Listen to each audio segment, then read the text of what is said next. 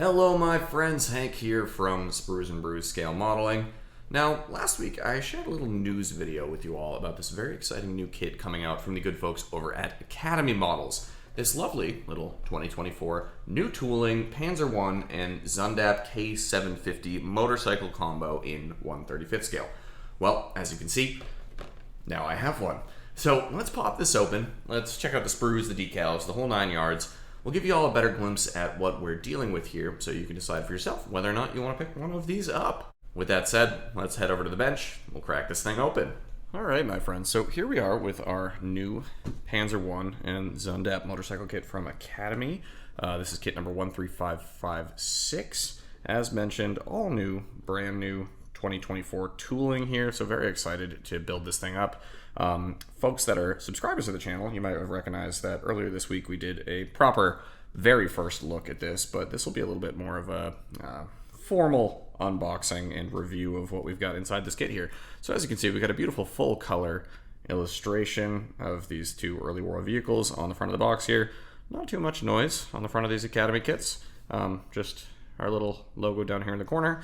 But on the outside of the box, we do have some lovely color illustrations here, again, title of the kit, and then a few of the different examples of the decal and marking options that we can work with on this kit here, as well as a little glimpse of the photo etch that's going to be included in this kit. So we'll pop it open and we'll check out what we have in here.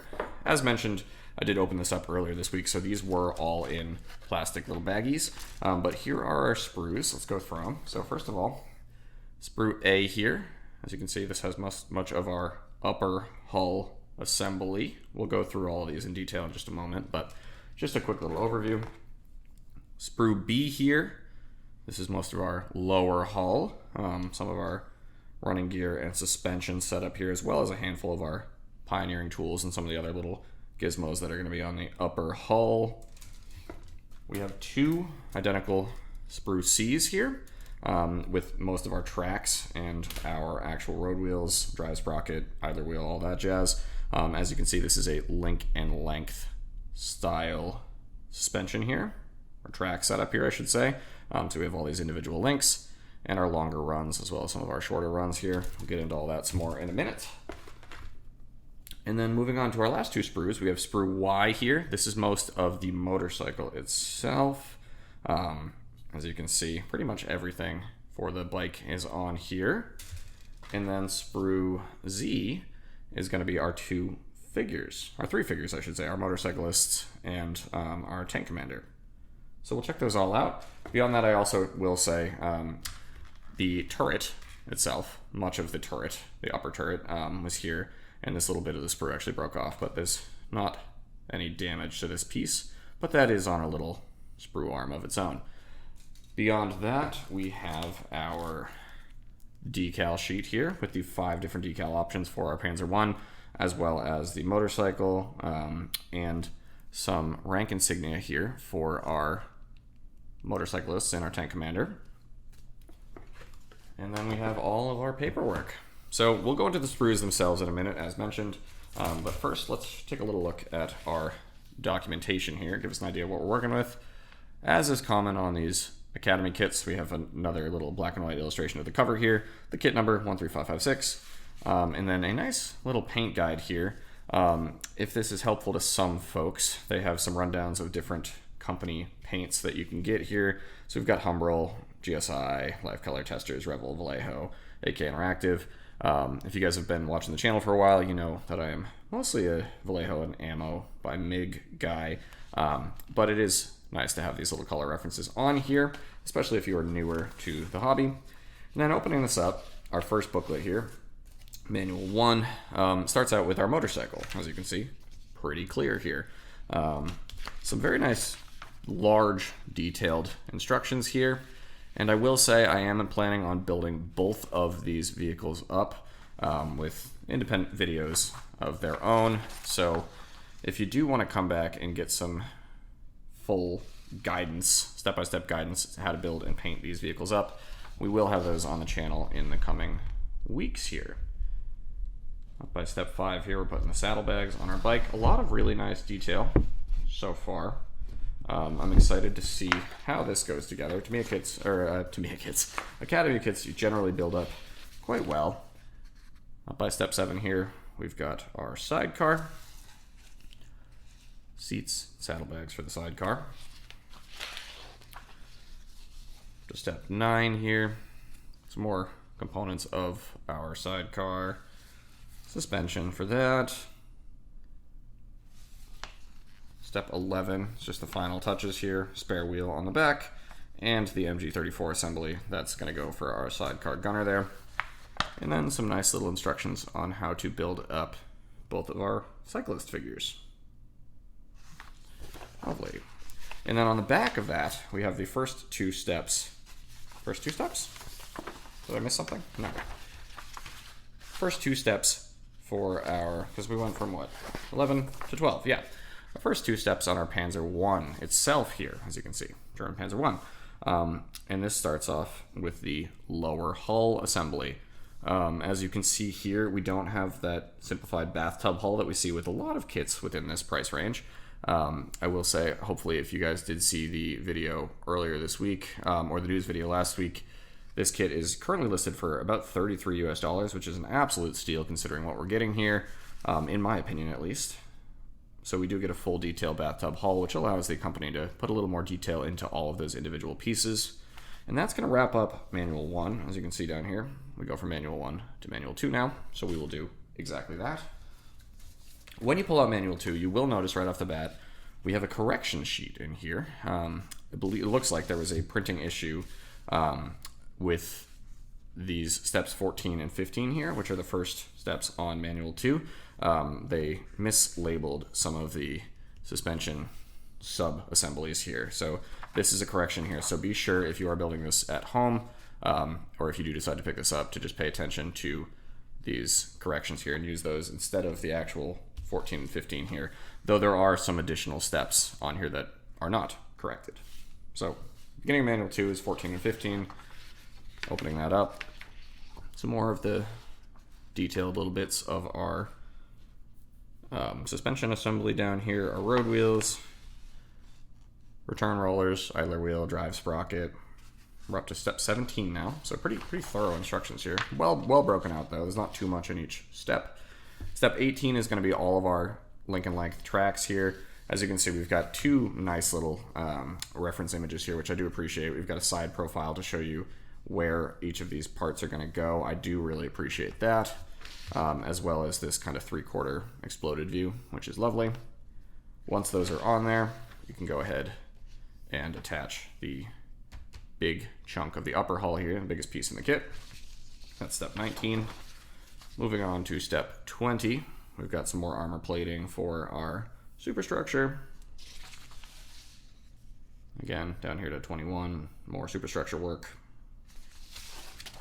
Flipping to 22, we've got some of our fender assemblies, our exhaust, some of our engine access hatches, tail lights, marker lights. Step 23 moves on to the iconic Panzer jack, as well as some of our pioneering tools. 24 carries that on as well. More pioneering equipment. Again, lovely little direct overhead view so you can see where these all go. I do appreciate that, as well as the exploded view that we're used to. Some of the little delicate bits for the front. One thing I do really appreciate here with some of these early war tanks, Panzer I, II, III, maybe some of the early Panzer IVs, although I can't recall right now, have the actual built-in thicker antenna, so you don't have to worry about making an aerial out of stretched sprue or guitar string or whatever it might be, and they nest into this lovely little guide slot. You'll love to see that, so you can choose to fix this up or down in the stowed position. Step 26 moves us up here to our upper turret assembly. Not our upper turret assembly, just the whole turret assembly. And some more specific instructions here. You have to do these in numerical order. So we go to 1, 2, 3. Just, to make sure you don't jump around too much here.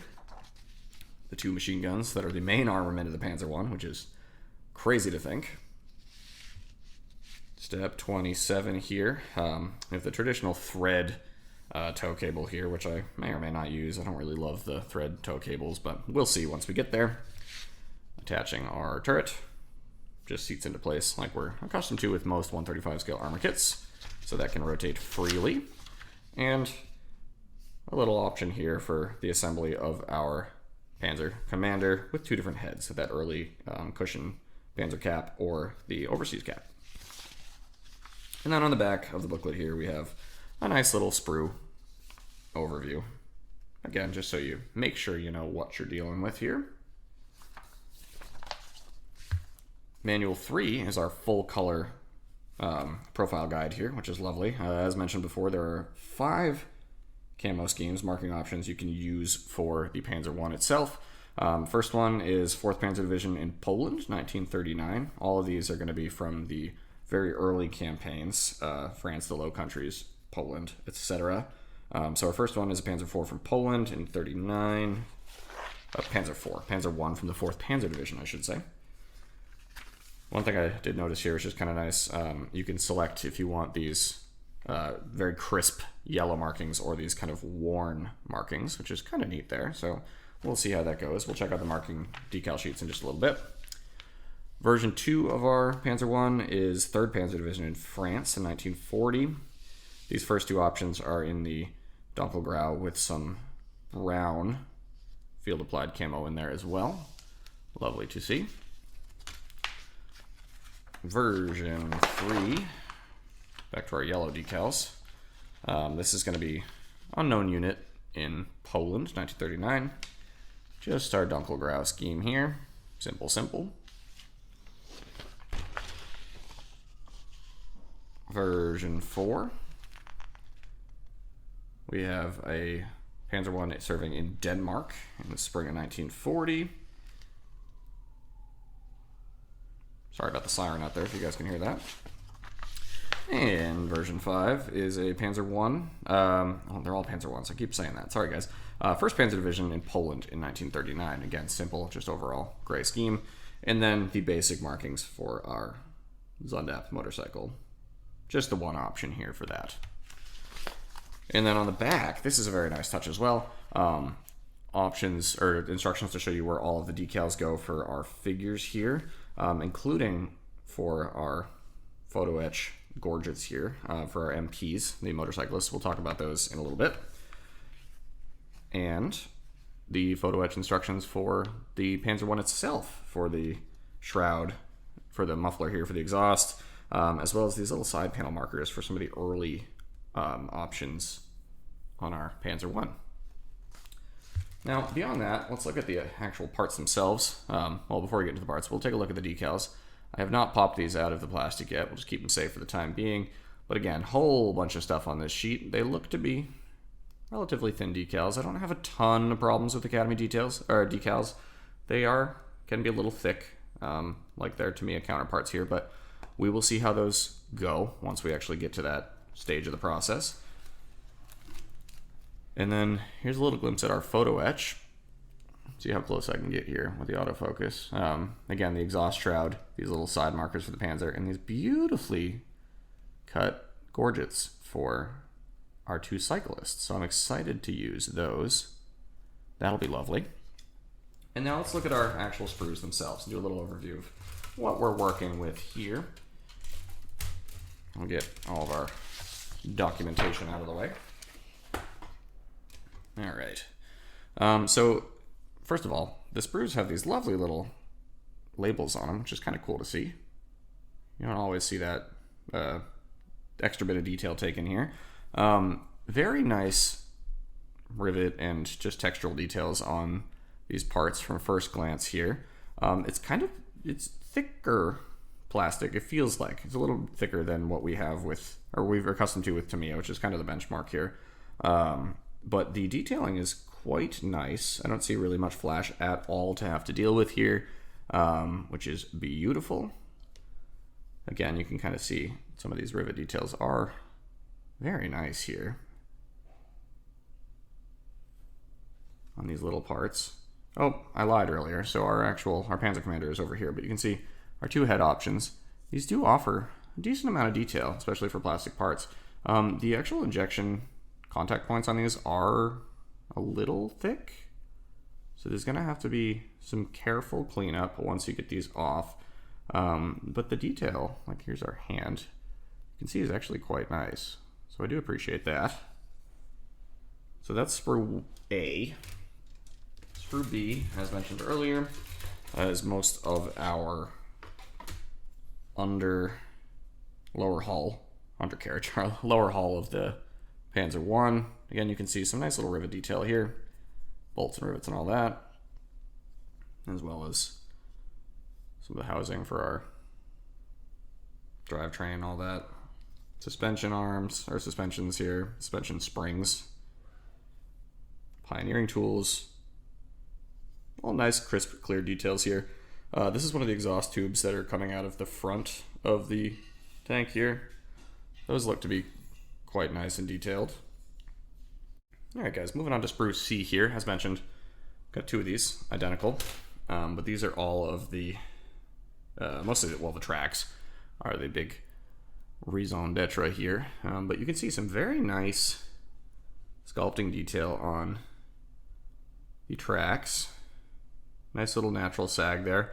The guide horns are not drilled out, which I believe they should be.